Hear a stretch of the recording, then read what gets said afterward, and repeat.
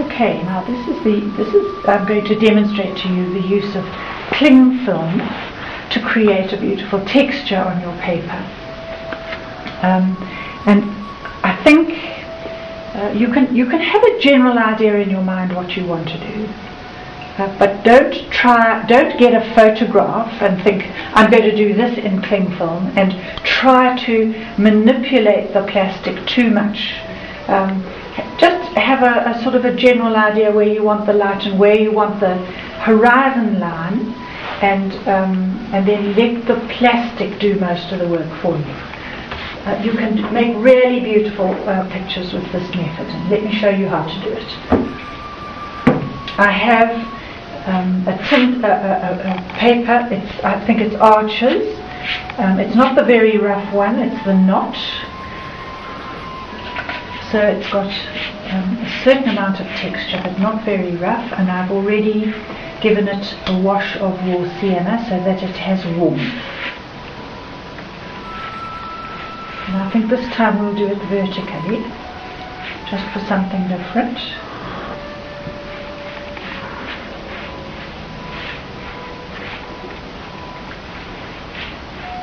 Again, make sure your paper is thoroughly wet. Test it against the light that there are no dry spots. Give it a good wetting, but you must be quick. Don't dally and dawdle and let it absorb too much water so that it starts to buckle. It must remain nice, flat and tight. Okay, my sky is going to be here, my land is going to be down there. I'm going to pour just a little bit of, don't want a very strong sky. And I'm going to pour quite a lot of burnt sienna in the foreground. Okay, let's see how we do with this. Right, I should have cut my plastic film in advance, and I didn't. Sorry.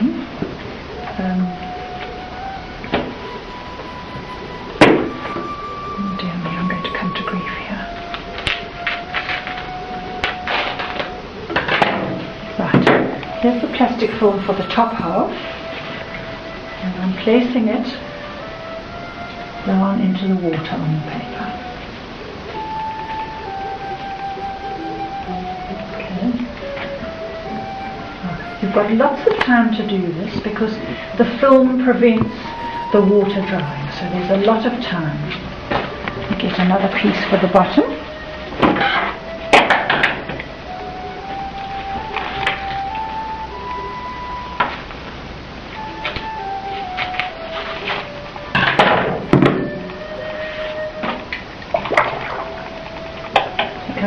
Some more colour into the bottom. This doesn't seem to be a lot.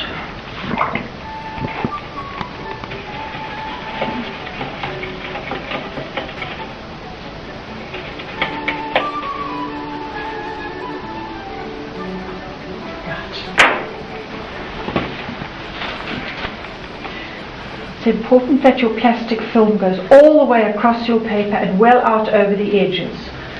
It's no good if it sort of stops here, because then you're going to have a white edge or a light edge. The film must go all the way across and get the film to engage properly with your water. If your paper's already drying, which mine is, you might have to wet it again at the edges, just to make sure that the film clings down, clings like it's supposed to the paper. Cling film. There you go. There's lots of time once you've got it onto the paper. Right.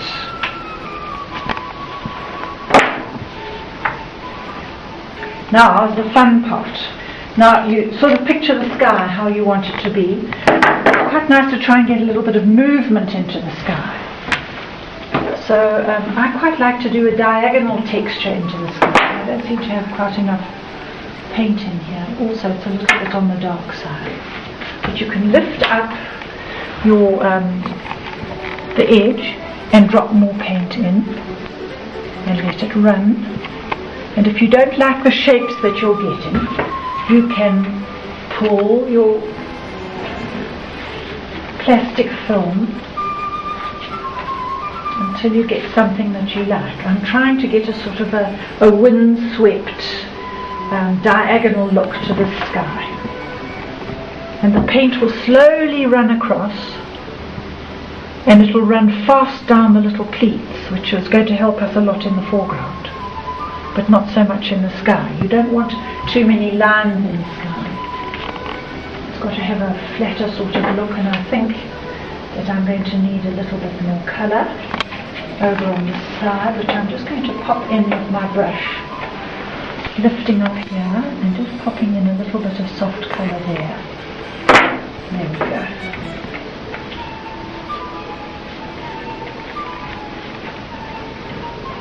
Now the foreground, and unfortunately the foreground is not talking to the background at all, so I'm going to lift up here and I'm going to run some paint, quite runny paint, into this middle area to try and encourage the paint at the bottom to flow upwards and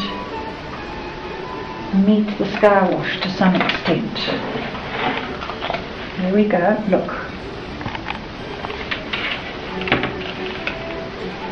Now we're getting a nice feeling of a hillside rising against the sky. So now you start and you're using your imagination, and of course the cling film will start to suggest things to you, and you use your imagination trying to make sort of the contours on this hillside. And I don't have enough paint here, I'm going to put more in. And I'll show you another way to introduce paint. Better cut.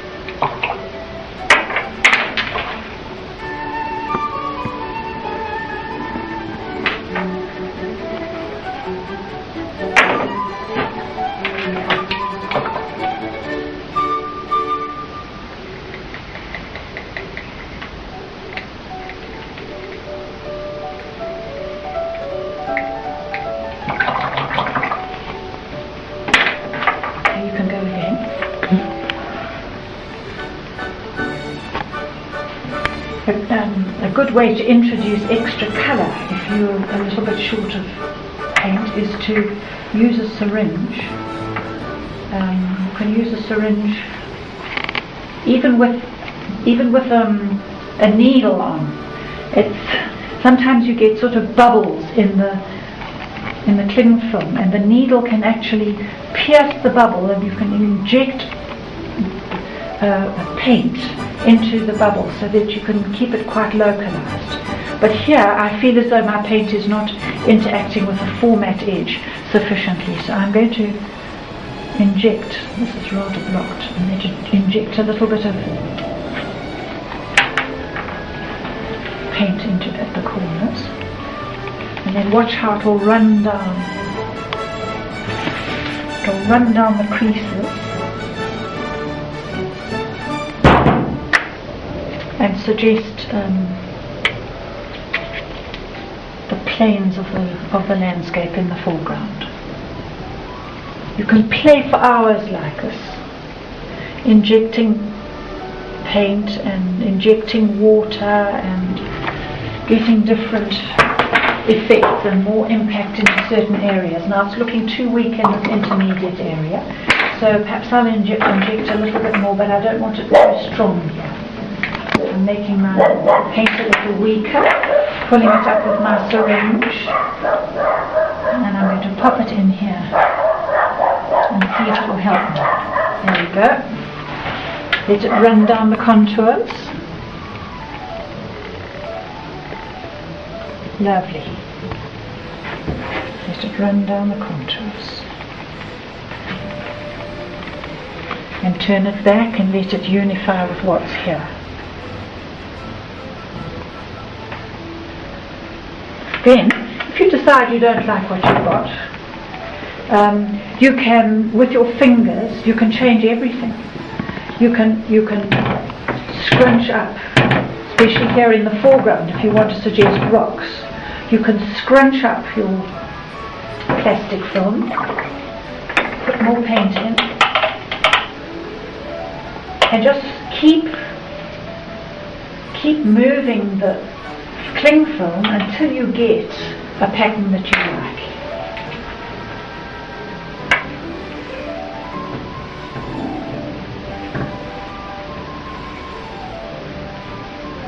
Change the contour lines, make rounder shapes. I'm running out of paint here.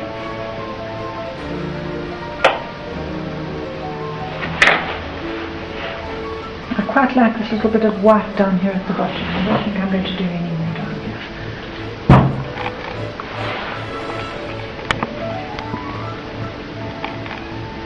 Okay, so that's the general principle of this. And now I'm afraid you have to be very, very patient and wait for it to dry. And depending on the weather, this could take quite a long time. Sometimes you just have to be patient and leave it for the night. Leave it flat and let it be. So tomorrow we'll film again and we'll take it off and see what we have.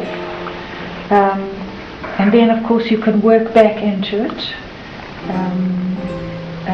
increasing the definition if you want to, creating some definite areas so that you can paint back into it. You can also paint back into the specific contours that the cling film has created to emphasize some or lift paint out of others. But that is the general principle of it. I think we're going to come to grief with that. I think that's a little bit too hard. And perhaps I should put just a little bit of soft blue in at the top there now, while it's all still wet, so that white is not so strong at the top. So let me just do that quickly now.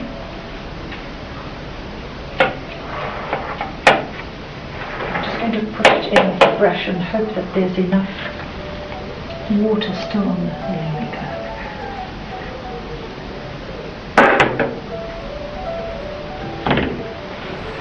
There we go. It's not so stark now. It's also very bright blue in the middle, which I'm not mad about. So I'm going to take some water and I'm going to put some water in here and let it run down, and hopefully it's going to take a little bit of this paint away and soften it a little. It's a little bit strong. There we go. Just see how it's lifting it off.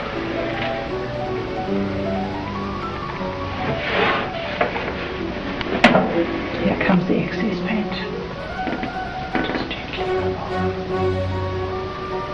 Okay. This area's worked quite nicely. And this area can be enlivened lately with, you could perhaps put a little cottage on the hillside and put some trees and some pebbly textures here in the foreground, etc., etc. But I can't do any more now. This has just got to wait and dry flat. Okay, and don't put the hairdryer on it. Just let it be. If you put it outside in the sun and the wind, it's a good idea to put little pebbles or something, weight this plastic down at the edges, because I've had times where the wind has whipped up my plastic film and the whole thing is peeled back. And of course, if it's still wet, you lose your texture altogether because the paint just spreads in the water again.